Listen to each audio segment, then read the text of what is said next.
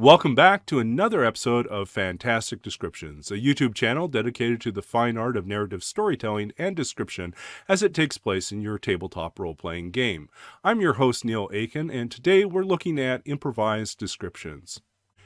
Great improvised storytelling and description does not come out of a vacuum, but as the product of time and effort spent preparing. As game masters, we can do this preparation in several ways. One, we can read and memorize existing descriptions from published modules and adventures and basically adapt and drop them in pretty much whole cloth as they exist. Sometimes that's running the actual module and just using those descriptions, but having memorized them in advance. In other cases, it may be simply a familiarity with certain types of descriptions coming out of a different module or adventure, and having familiarized ourselves and memorized those things, we could then adapt and drop them into another location, another scene. And our players might be none the wiser if they're not familiar with those existing modules and adventures. We can, secondly, consume a great deal of fantasy and other genre fiction, film, and TV shows, and store up in our mind a wealth of images and scenes from which to draw on. And I think we do this unconsciously. We're big fans of fantasy, and so we tend to read and immerse ourselves in that world, and we can't help but riff off of things that we have already absorbed, already consumed. We're finding ways in which we can interpret them and use them. The danger, of course, with this is that since many of us are familiar with the same text, the same films, the same TV shows, there are going to be moments definitely, in which a reference might feel too obvious. It might feel too reminiscent to someone else and may become a distraction. So, point taken there. Thirdly, we can write beforehand descriptive passages that we intend to read to our players in game. So this is basically, rather than relying on pre-existing, pre-written material, we actually do the writing ourselves, and we write our own box text, our own descriptive text for reading in this particular moment. This, I think, works in some cases, but can feel fairly static and rigid. I think this is great if you have a scene in which there is a need to kind of set the stage and establish the setting just before this big event happens. And I think boss battles are a classic example, or the entry into a hitherto unknown dungeon or unexplored space. Yes, you do want to kind of set the mood and set the scene in this particular way. And it may be worth putting the time and effort to crafting something specifically for that. But oftentimes, we are called upon to describe things in the moment, especially if our players veer off course, wherever they're wanting to go, and find ourselves describing something that we did not anticipate or prepare for, or at least not in the way that would make us feel comfortable. We can't predict every single move that our players make. So having the ability to be more flexible is helpful. Fourth, we can rely on descriptive passages that are generated randomly, and there are a few places out there that generate descriptions. These tend to be, having a former programmer and still sometimes programmer myself, I know in the case of randomly generated text, in randomly generated descriptions especially, there is always a risk that the resulting description doesn't make sense. It may feel odd. It may feel inconsistent or even contradictory because there's no intelligence behind the production of that description. So some are generated randomly. We can also rely on text descriptions that have been written by others. And this might be more useful if you know that you have a scene in which you want to describe. Don't trust your own writing or creative ability to do that, and feel like to do it justice, you really want to lean a little bit more heavily on someone else who's already crafted a great description for that type of a scene. There are websites out there like Describe, which I'll have a link for in here. And this is not sponsored by Describe, but I've seen their work. I think that they're fantastic in the sense that they have a stable of writers that are creating these great, well-crafted descriptions, but they're also fairly fixed in their use. Ultimately, you have to anticipate in advance that you're going to need a description like that. So not great on the improvisation side, but still, nonetheless, familiarizing yourself with that style of description might give you as a GM, as a game master or a dungeon master, a little bit more confidence in being able to weave them on the fly for yourself. And likewise, you can turn to DriveThruRPG or DM's Guild and find other DM resources that provide you a list of descriptions and descriptive passages. I feel like this tends to be more common with descriptions of NPCs, of non-player characters, and more common with descriptions of magic items, and less so with other things, more mundane things. Fifth, we can practice ourselves. We can train ourselves to become better at the improvisational side of things by practicing word association, improv, or creative writing exercises that are prompt or cued to particular keywords, and then we kind of riff off of those things. And the goal is not to become a great writer, although honestly, as a writer, I'd be pleased if there were more great writers out there. More power to you if you choose that path. But I think ultimately it's simply to become more familiar with the process of being able to, on the fly, respond in a moment to a keyword, a cue, that then leads us into a broader description. And practicing that riffing, that improvisational writing style, the brainstorming, free writing sort of exercises, I think all that helps you become more comfortable in doing that. The trick, of course, is that trains you how to do that on the page. Being able to do that on the fly, in the moment, as a verbal exercise is its whole different skill. And I think that this primes the pump again, but doesn't necessarily translate into skill in the second half, which is basically being able to improvise verbally on the spot a description of something. It just trains your mind to think in basically a similar fashion. And finally, there's the idea of preparing a list of descriptive cues, of keywords, of things that we can riff off of that are evocative and flexible, but not complete sentences.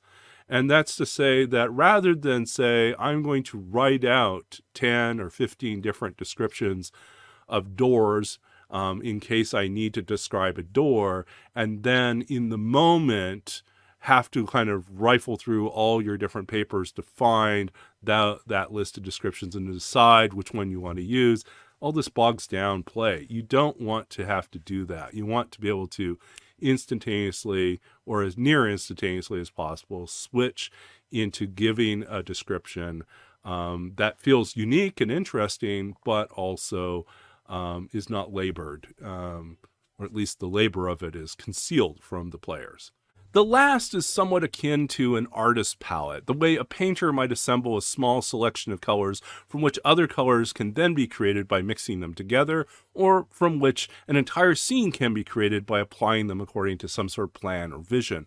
A little advanced preparation goes a long way. The goal is to allow you to quickly glance over your list or your palette for inspiration, then weave these colors, these descriptive elements, into a larger description or narration which you are already providing. In the moment, you can glance over and find inspiration. It's not that you have a set of canned and repetitive descriptions that feel forced and unnatural, that you're constantly trying to contort and twist into whatever narrative you're providing. Sometimes it's enough to prepare the list or palette and then set it aside. In the moment, you might recall some of the things that you wrote down, and they'll combine together in an interesting way. You're not obligated to use everything or anything that you've already written, but there's comfort in knowing that you thought through these scenes and had some initial ideas of how to create a more diverse and engaging scene rather than repeat the same tired, the forest looks about the same as before, or you see an orc in front of a bunch of other orcs. And so in this respect, having that palette is a way of liberating ourselves, of both priming the pump and setting in motion, setting in our mind up front a set of phrases, a set of details that can inspire us, can evoke in us something that we can then derive and turn into some sort of a description. It is meant to be a response. It's meant to be something that we riff off of in an improvised way. These are prompts. These are cues. They're not meant to be bonds or restrictions, shackles to a preconceived notion of how this plays out. So what we can see then is that it's really broken up into these four or five different things. One, I think building a list of cues related to sights, what the characters might see or encounter visually in that space. Building up a list of cues that will help us think about sounds. What is the soundscape? What are the atmospheric sounds, as well as the specific sounds that emanate out of that space? Smells. What are the things that the characters might smell in this moment, and what do they tell us about the space? And finally, movements. What things are in motion that the characters might pick up. And so this is related to sight, but a little bit more, well, obviously more kinesthetic. It has to deal with motion, and motion because it tends to be fairly attracting to our attention. The final piece of this is really in the center, is the idea of the first thing. And that is, what's the first thing that people notice stepping into this space? And well, you don't necessarily need to know like in exactness what the first thing is. Having a set of things that you can riff off of as possible first things that people notice might be helpful. And you can do a little bit of prep work on this in this respect. If you, let's say you have a map or a dungeon in advance, you have it all laid out in some way, you could write down a first thing for each of those spaces so that when the characters step into those spaces, you initially, right off the bat, you know one thing that you can say to describe that space. And then based on other things that might be happening or how you want to play off of their current mood or previous experiences in the session so far, you might then feel free to draw on these other parts of the palette, sight and sound and smell and movement, to kind of flesh it out in more detail. In our next episode, we will delve more specifically into this realm, this upper quadrant of sights, thinking about what we can include in our palette of visual cues, of words, phrases, categories that might trigger or inspire us, so that an improvised description of what characters see feels more natural and organic, and also does not put too much pressure on us to come up with something elaborate or lengthy. Instead, it should be quick, it should be easy, and yet we've done some preparation work to make it feel natural, make it feel like it fits in, and perhaps even includes information or ideas that we think will be useful for the players as they press forward. So anyways, sights is next, and then after that we'll have episodes on sounds and smells, and then ultimately movement, and finally we will have, I guess, penultimately movement, and then finally we will have a discussion of first things. So the first will end up being the last. And that's primarily because it weaves together all those different elements, and that's really why I'm pushing it until the very end. Again, all this does not need to be complicated. You do not need to draw up these elaborate charts. I really think that all you need is maybe a couple index cards and some notes to yourself about maybe some words or details that you think are going to be evocative enough that when you're stuck for a second, you can glance over and think, oh, I know what to do. Why don't I add one of those things in there? And it just makes sense. And you run with it. In any case, until next time, stay safe and well. Keep rolling dice, and keep weaving worlds and words together in fascinating ways. We'll be back again with more, and hopefully very soon as I record more of these. I apologize for the lengthy wait that some of you have had for the next episodes. This episode and subsequent episodes have been planned for some time. I've just been really swamped with other projects and been somewhat distracted and have not been able to devote the time I wanted to on this channel. But all that is changing, and I am refocusing, and I'm grateful for all of you.